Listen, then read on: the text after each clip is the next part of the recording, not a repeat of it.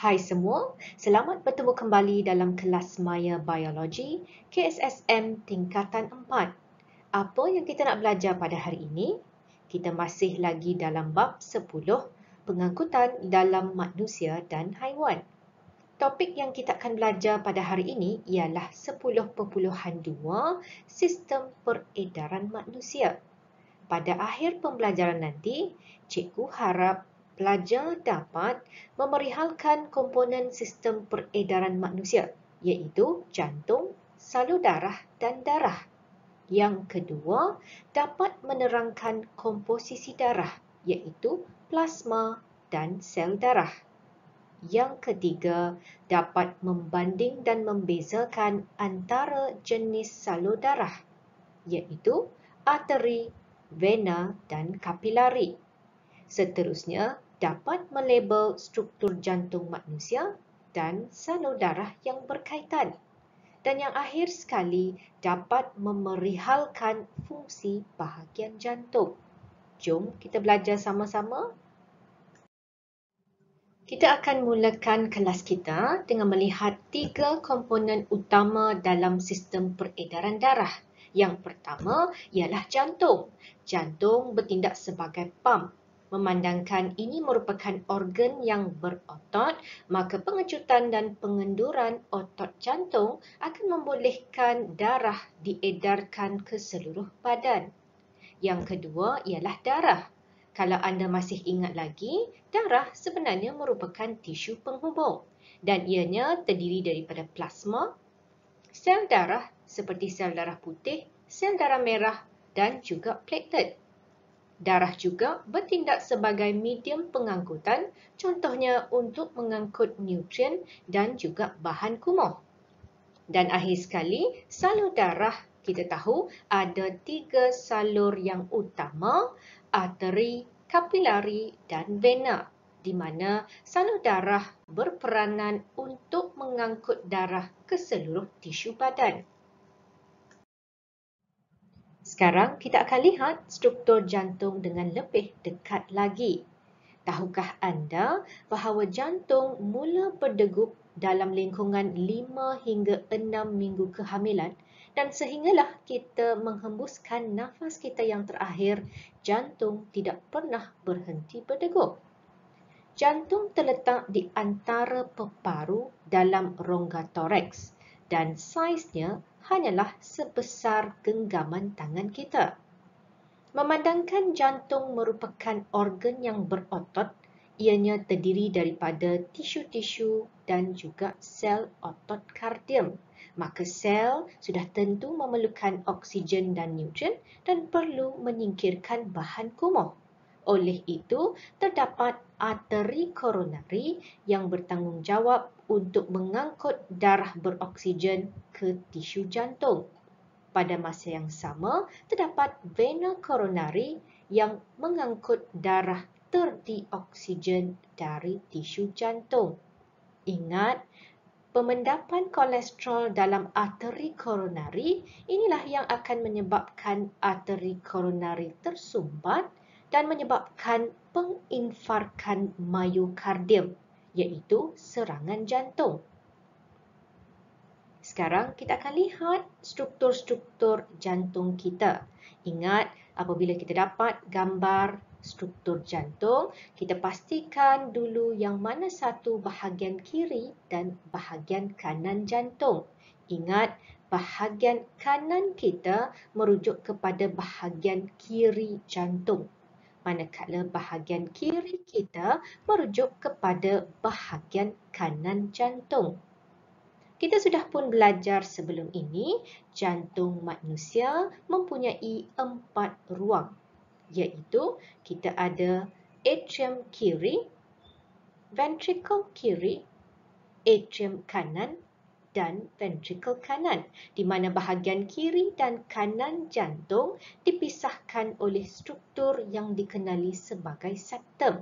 Dan kita sudah pun belajar bahawa septum inilah yang akan memastikan darah beroksigen dan darah terdioksigen tidak bercampur. Jadi kita mulakan dengan vena cava, terdapat 2 salur vena cava, iaitu vena cava superior dan juga vena cava inferior, di mana vena cava inferior akan mengangkut darah dari bahagian bawah badan seperti bahagian kaki dan abdomen. Manakala bahagian vena cava superior bertanggungjawab untuk mengangkut darah dari bahagian atas badan seperti kepala, leher dan juga tangan. Maka darah akan mengalir masuk ke dalam atrium kanan. Pengecutan atrium kanan akan menyebabkan darah memasuki ruang ventricle. Ingat ya, cikgu gunakan warna biru untuk menunjukkan bahawa darah yang diangkut di sebelah kanan jantung merupakan darah terdioksigen. Pengecutan ventricle kanan pula akan menyebabkan darah mengalir masuk ke dalam arteri pulmonari. Jadi lihat, ianya akan bercabang menjadi dua, iaitu arteri pulmonari yang akan membawa masuk darah terdioksigen ke peparu kiri dan juga ke peparu kanan. Jadi apa yang berlaku dalam peparu? Sudah tentu berlaku proses pertukaran gas. Maka gas oksigen akan meresap masuk ke dalam darah, manakala gas karbon dioksida akan meresap keluar. Seterusnya, darah beroksigen akan memasuki semula ruang jantung melalui vena pulmonari, di mana ianya akan memasuki ruang atrium kiri dan seterusnya ke ruang ventricle kiri. Pengecutan ventricle kiri akan memaksa darah beroksigen memasuki salur darah yang terbesar dalam badan kita, iaitu aorta, di mana sebahagiannya akan diangkut ke bahagian atas badan seperti kepala dan leher, dan yang selebihnya akan dihantar ke sel badan. Untuk memastikan bahawa darah hanya mengalir dalam satu arah, terdapat injap, iaitu injap trikuspid, injap bikuspid dan juga injap sabit. Kenapa namanya trikuspid? Lihat, tri sebenarnya merujuk kepada tiga, jadi ada tiga cuping. Manakala injap bikuspid merujuk kepada dua cuping, di mana bi bermaksud dua. Terdapat juga injap sabit di pangkal aorta dan juga arteri pulmonari. Injap trikuspid akan memastikan bahawa darah terdioksigen tidak akan mengalir semula ke atrium kanan. Injap bikuspid pula memastikan bahawa apabila ventricle kiri mengecut, darah tidak akan mengalir semula ke atrium kiri. Begitu juga dengan injap sabit, ianya akan menghalang darah daripada mengalir semula masuk ke ruang ventricle apabila ventricle dalam keadaan mengendur. Lihat, ini merupakan gambar yang menunjukkan injap bagi jantung. Perhatikan juga pada dinding ventricle kiri dan dinding ventricle kanan. Apa yang berbeza? Ya, ventricle kiri mempunyai dinding yang lebih besar dan berotot berbanding ventricle kanan. Kenapa?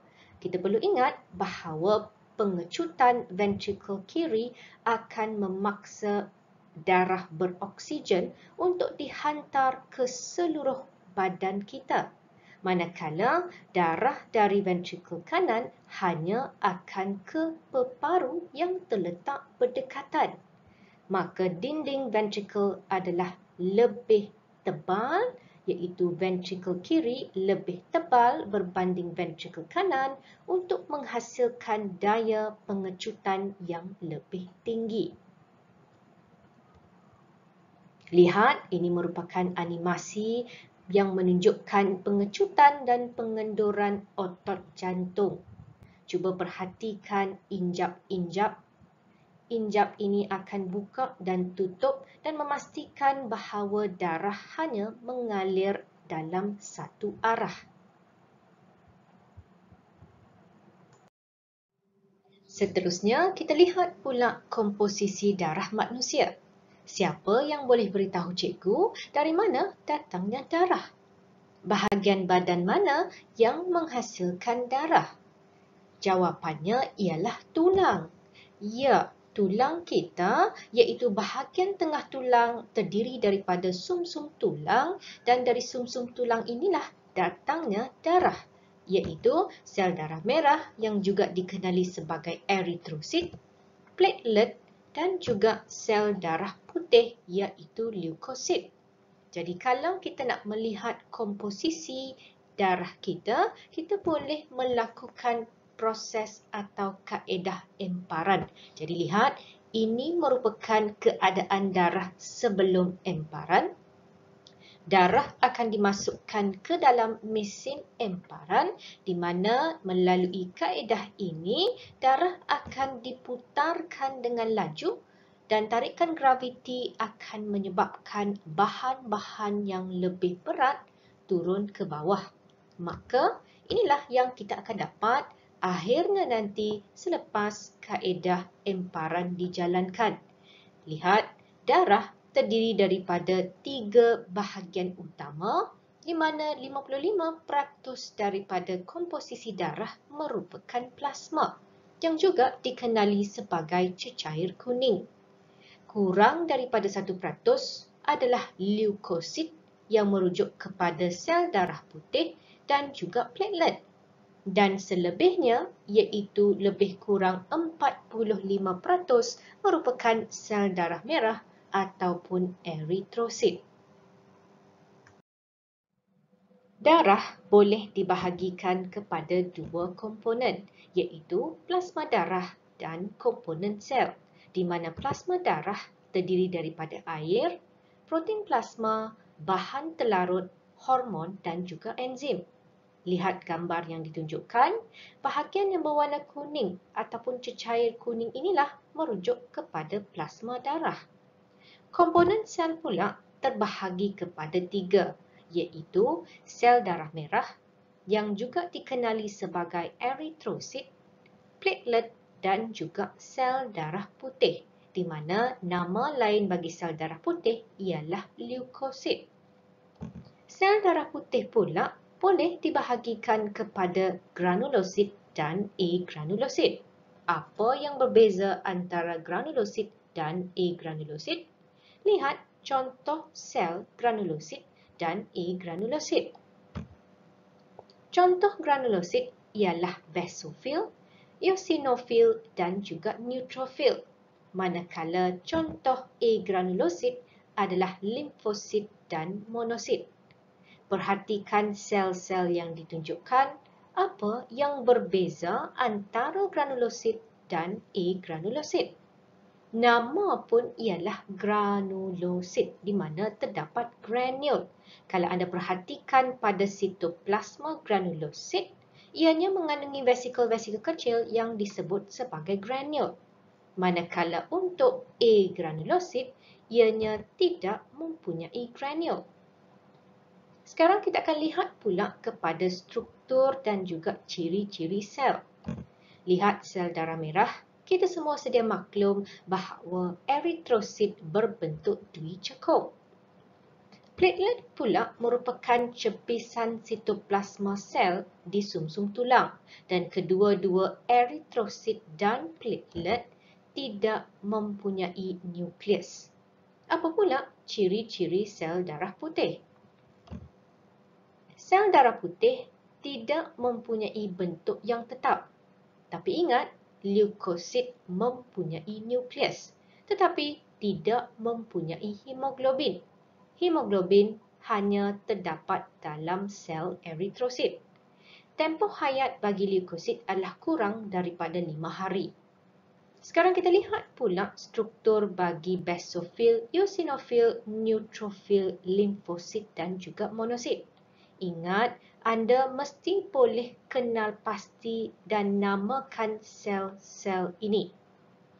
Kita lihat dulu kepada basofil yang merujuk kepada sel darah putih yang paling sedikit sekali dijumpai dalam badan kita. Nukleus basofil tidak mempunyai bentuk tetap ataupun kadang-kadang mempunyai bentuk seolah-olah seperti huruf S.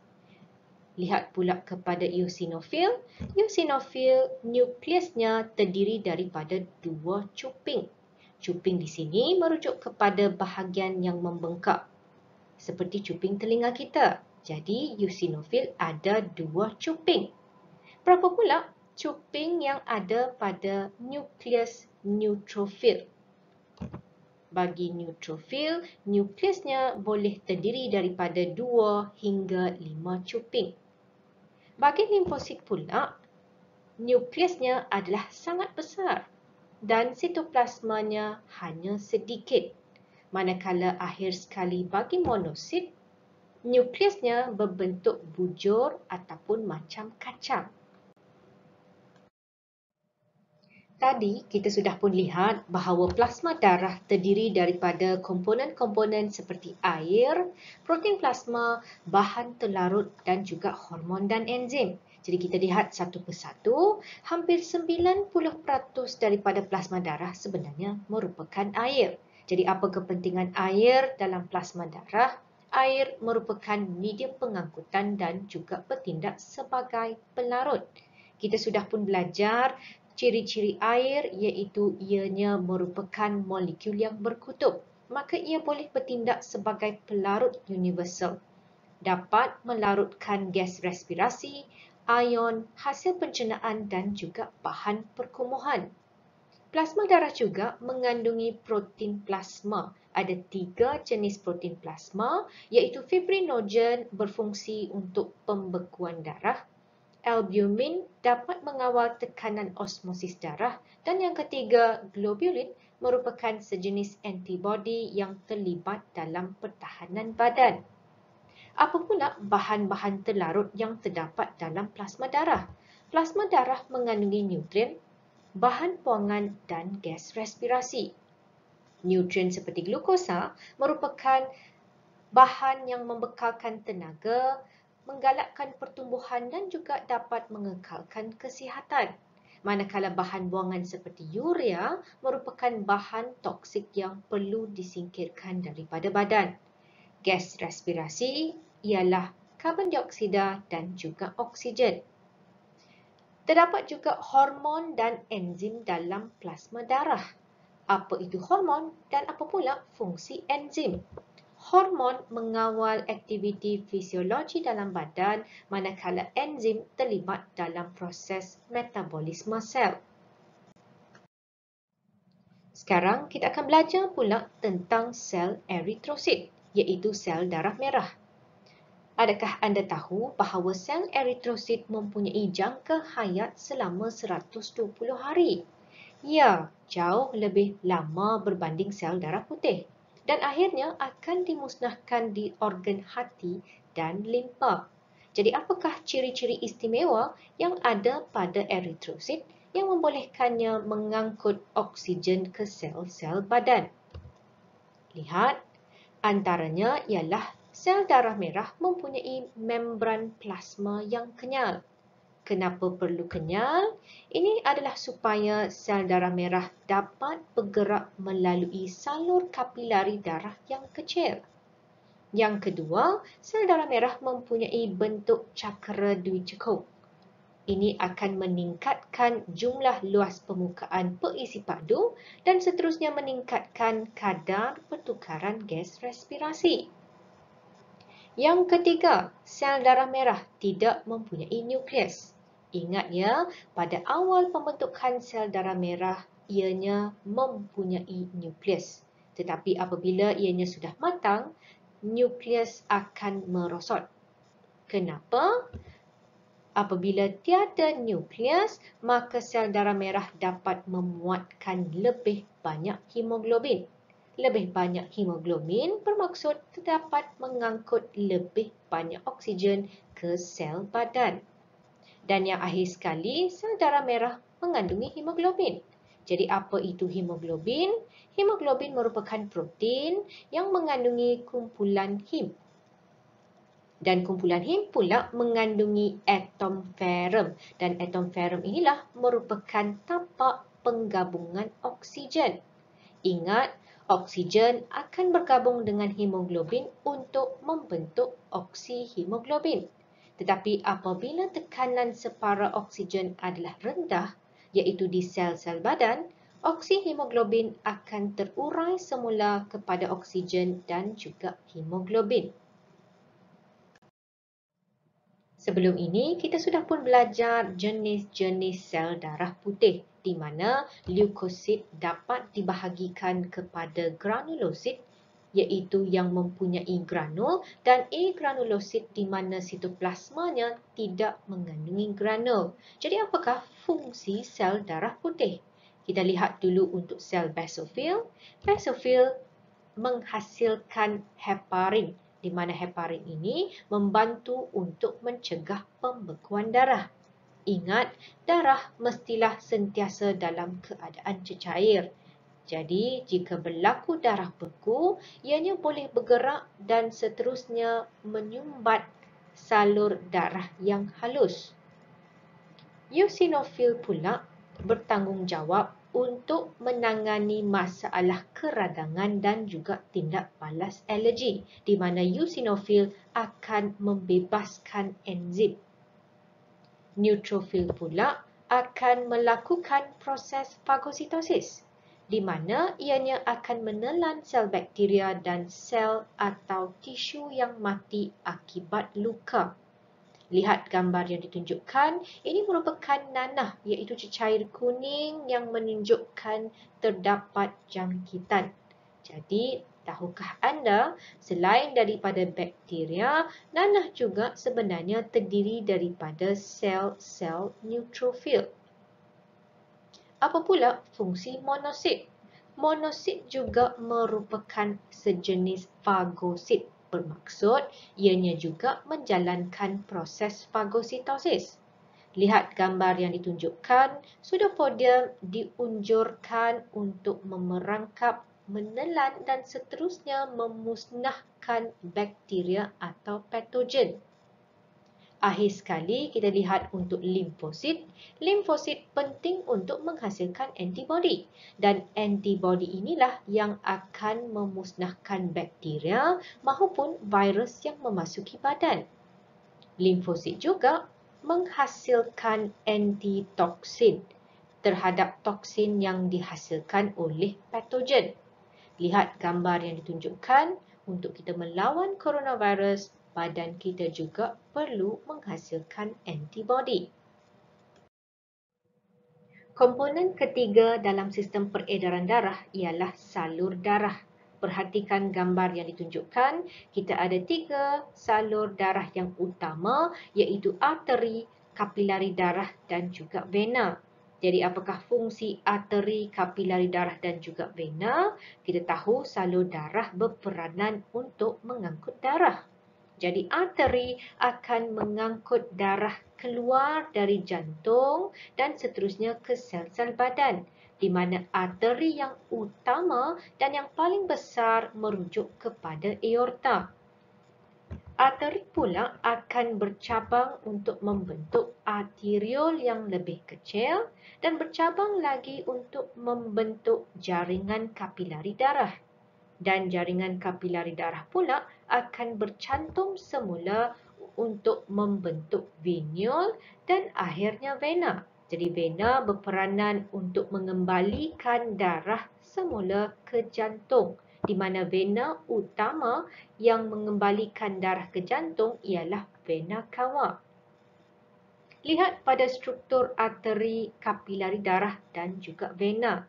Kalau kita lihat arteri dan juga vena, ianya terdiri daripada 3 lapisan utama, iaitu yang paling dalam terdiri daripada endotelium, lapisan tengah iaitu otot licin, dan yang paling luar ialah tisu penghubung.